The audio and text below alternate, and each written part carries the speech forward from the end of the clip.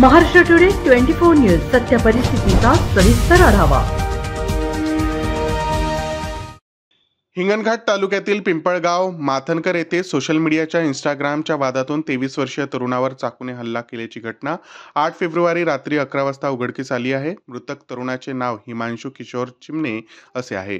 प्राप्त माहितीनुसार मृतक हिमांशु चिमणे व यातील आरोपी मानव जुमनाके यांच्या मागील 1 ते 1.5 महिन्यापूर्वी इंस्टाग्रामवर ठेवलेल्या स्टोरीवरून वाद झाल्याने हिमांशु हा त्याचे 2 मित्रांसोबत वाद मिटवण्याकरिता मानव जुमनाके याने बोलविले वरून पिंपळगाव माथनकर येथे गेला असता तिथे मानव जुमनाके व हिमांशु चिमणे यांच्या शाब्दिक वाद झाला। तेव्हा मानव जुमनाके याने हिमांशु याला पकडून ठेवले व अनिकेत जुमनाके यांनी हिमांशु याला चाकूने गळ्यावर व छातीवर वार करून जीवानिशी ठार मारले।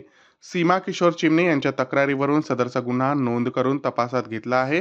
पुढील तपास पोलीस उपनिरीक्षक ताराम करीत आहे। महाराष्ट्र टुडे मराठीसाठी ब्युरो रिपोर्ट, हिंगणघाट, वर्धा।